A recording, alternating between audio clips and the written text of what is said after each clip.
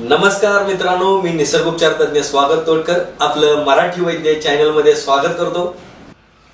आता पुरुष मंडळींना वाटतंय संसारातून राम निघून गेला, परत येऊ शकतो, कॉन्फिडन्स ठेवायचा। रोज सकाळी नाश्ता पाणी व्यवस्थित करायचं, नाश्ता केल्यानंतर 1 चमचा पांढरे तीळ खायचे। गुडघेदुखी कंबरदुखी कमी येईलच, बॉडीमध्ये कॅल्शियम व्यवस्थित व्हायला लागेल आणि कॅल्शियम जशी भरल तसं तुम्हाला ऑटोमॅटिक तुमच्या संसारात राम पण यायला लागेल।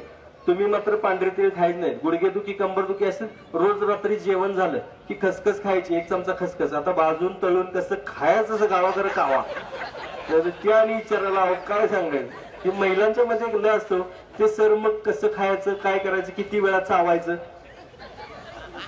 ह्याच्या सकट असते। मग ते तीळ पांढरे खायचे का काळे खायचे का हिरवे खायचे का पिवळे खायचे, खा की मार्केटला मिळतात ते खा, पांढरे तीळ खा, घे बाबा। मग ते पांढरे तीळ चांगले कसे ओळखायचे,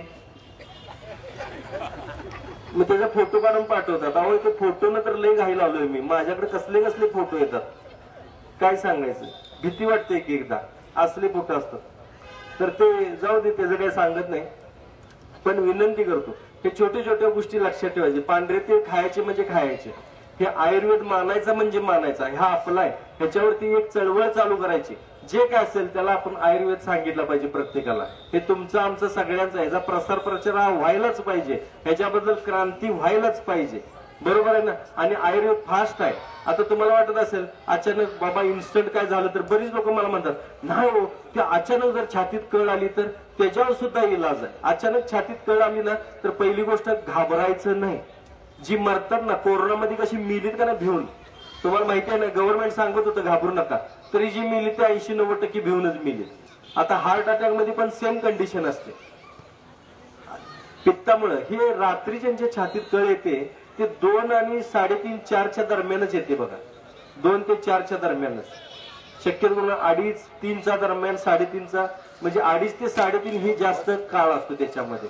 हे का होतं माहिती का, त्यावेळी वातावरणात बदल होत असतोय, वातावरणात बदल होत असतोय आणि वातावरणात बदल होत असताना उष्णता वाढलेली असते। 2:30च्या दरम्यान बघा अचानक वारं थांबलेलं असतंय, अस्वस्थ व्हायला लागतंय।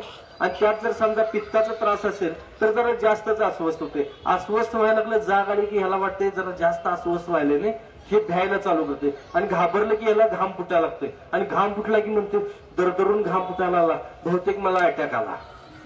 लगेच मेंदू सांगतोय हा चालू इकडे धाडधूड चालू, म्हणून पाया पडतो, भ्यायचं नाही। भीती हा सगळ्यात मोठा रोग आहे, धाडस हे सगळ्यात मोठा औषध आहे, म्हणून धाडस ठेवायचं। काही होत नाही, पित्तानं झालंय लक्षात येते आपल्या। तुम्हाला जर काय वाटत असेल अशा वेळेस लगेच तुळशीची पानं, एक 4-5 तुळशीची पानं घ्यायची, त्याच्यात पुदिना अर्क घालायचा, नसेल तर डायरेक्ट तुळशीची पानं चावून खायची। तुळशीच्या पानामध्ये ऑक्सिजनची मात्रा जास्त असते, ऑक्सिजन 24 तास देणारी वनस्पती तुळस आहे, म्हणून पूर्वीच्या लोकांनी बघा अंगणातच तुळस लावलेली असायची, बरोबर आहे ना। कधी असं काय वाटलं, अस्वस्थ वाटलं तर कधी तिथल्या तिथं पडदिशी तुळशीची 4 पानं खाता यावीत म्हणून। तर ते आज आपल्या अंगणच राहिलं नाही, ही राहते अपार्टमेंट मध्ये, अंगणच सपलं सगळं, कुठं लावणार आहे। पण असं चला कुंडीत का असं न लावा, गॅलरीत लावा, पण तुळशीची वनस्पती तुळस जी आहे ना ती लावा। 4 पानं काढायची खायची, ऑटोमॅटिक तुम्हाला ऑक्सिजनची मात्रा वाढली, काही होत नाही। फक्त भ्यायचं नाही, नॉर्मल राहायला बघायचं। साप चावला या भीतीने माणसं जास्त मरतात, साप विषारी का नाही ते सुद्धा माहित नसते कधी कधी, पण नुसतं चावला या भीतीने मरतात माणसं। म्हणून विनंती करतो, अटॅक ह्या भीतीने तुम्ही मरताय, त्यामुळे घाबरायचं नाही आजपासून। असं जर काय असेल तुळशीची पानं खायची रोज, तुम्हाला सांगतो। असं रात्रीचं अस्वस्थ होऊ नये, कधी आपल्याला हार्ट अटॅक येऊ नये असं वाटत असेल, किंवा ज्यांना बीपीचं औषध चालू आहे त्यांना एक साधा सोपा मार्ग सांगतो। बीपीचं जर तुम्हाला काय असेल तर सकाळी जायचं, फ्रेश होऊन यायचं, फ्रेश म्हणजे कळाल ना, हा। आणि तिकडे मोबाईल न्यायचा नाही, चावटपणा करायचा नाही। की बरीच लोक मोबाईल घेऊन जातात तिकडे, कमोडवर बसून आपलं रील्स बघत बसते तिकडे। काय काय असतं तिकडे, मेसेज सेंड करतात, जे सेंड करायला गेला ते करतील का, ते राहिलं बाजूला। हे आपलं तिथं जाते, गुड मॉर्निंग गुड मॉर्निंग, आरती का जागा आहे का गुड मॉर्निंगची, हा। हे 15-15 मिनिटं तिथंच, एक प्राणी दाखवा बरं 15 मिनिटं ह्याला बसलाय, हा। वाघ रोज मटण खातोय, रोज बसलाय का 15 मिनिटं ह्याला कुठं बघितलं की जरा असं दगडावर 15 मिनिटं असं बसलाय, हा। आम्हाला मात्र काय बघायलाच नको. तर हे चावटपणा करायचं नाही, मोबाईल न्यायचं नाही, न मोबाईल घेता जायचं. कारण तिथं मोबाईल घेऊन गेल्यानंतर सुद्धा डिप्रेशन वाढतं, माहितीये का तुम्हाला? काही काही लोकांनी त्याला विचारघराचं नाव ठेवलंय, तिथं जाऊन विचार करत बसतात. मोबाईल नेल्याने विचार करते. विचार काय करायचंय? बांधलेली गाठ सोडायची, खाटादिशी कार्यक्रम झाला की आला बाहेर, 2 तास विचार करत बाहेर, तुला कोणी विचारत नाही. तिथं विचारघराचं नाव. हे असलं काय करत बसायचं नाही. ज्या कामाला गेलो ते काम करायचं, पडदिशी बाहेर यायचं. एकदा तरी काय सांगायचं, एक एवढं पागल झालं होतं, मोबाईलनं लय पागल होता ना, की तिथं जाऊन मोबाईल बघत बसले. ज्या कामाला गेलं ते विसरलंच. लक्षात आलं हा परत आम्ही चाललो बघायचं.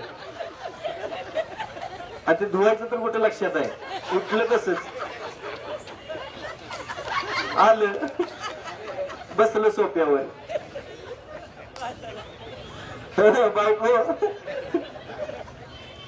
बायकोने फॅनच लावला. काय सांगायचं? तर असं काय करायचं नाही. लक्षात घ्या, जे काय आहे ते आजपासून हसत खेळत आनंदात जगायचं. परत परत नाही बघा, हे आयुष्य परत परत नाही. तर चला तुम्हाला सांगतो.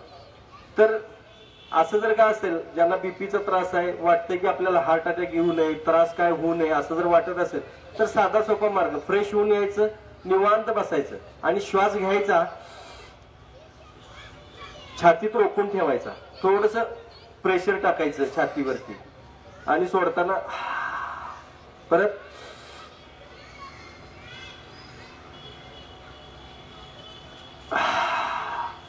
जितका वेळ थांबता येईल तितका वेळ थांबायचं. फक्त 5 वेळा करायचं, 5 वेळा. सगळं सगळं ओके. कारण हृदयाला पण तेवढी कॅपॅसिटी वाढते, हृदयाची प्रेशर सहन करण्याची. जे प्रेशर पडतं ना ते सहन कर. मग हृदयावरती प्रेशर येत नाही, मग ब्लड प्रेशर वाढत नाही आपलं, कारण त्याला सवय लागून जाते.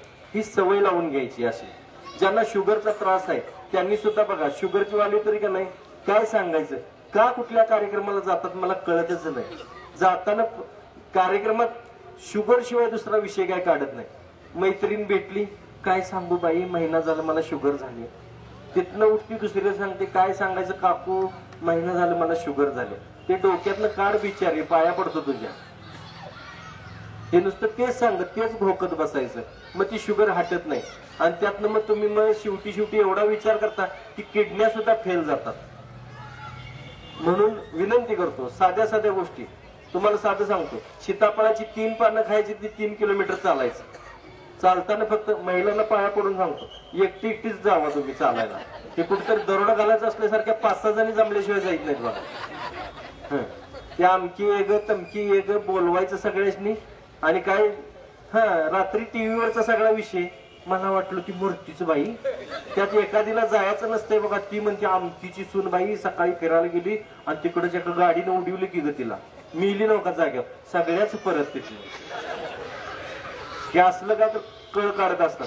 तर हे डोक्यात ठेवायचं नाही. एकटंच न बोलता मी असं म्हणेन की तुम्हाला ना राहू दे, 3 किलोमीटर राहू दे चालायचं. 7.5 मिनिटं फुल स्पीडनं चालायचं आणि तेवढं 7.5 मिनिटात परत यायला बघायचं. ज्या दिवशी तुम्ही याल का नाही त्या दिवशी तुम्ही निरोगी असाल. चॅलेंज देऊन सांगतो मी. म्हणून तुम्हाला सांगतो की काही असू दे, खूप कमी खर्चामध्ये चालते. इन्स्टंट पाहिजे ना तुम्हाला, बऱ्याच लोकांना इन्स्टंट पाहिजे असते. डोकं दुखायला लागलं की काय करायचं, चिमटभर मीठ जिभेवरती ठेवायचं, अर्धा मिनिट शांत बसायचं, त्याच्यावर अर्धा ग्लास पाणी प्यायचं. पाण्याचा ग्लास खाली ठेवायच्या अगोदर डोकं दुखायचं थांबते. करून बघा. लूज मोशन सुरू झालंय, पोटात गुरगुर होते, औषध घेऊन सुद्धा तुम्हाला 4 वेळा जायला लागते, लक्षात घ्या. पण इन्स्टंट जर पाहिजे असेल, मेथीचे दाणे चमचाभर जिभेवरती ठेवायचे आणि अर्धा ग्लास कोमट पाण्याबरोबर ते प्यायचे. चावायचे नाहीत, प्यायचे. ज्या मिनिटाला घेणार त्या मिनिटाला पॅक. मुद्दामून जाऊन बसला तरी होत नाही, एवढं फास्ट आहे. याच्यापेक्षा तुम्हाला इन्स्टंट काय पाहिजे, अशा खूप साऱ्या गोष्टी असतात.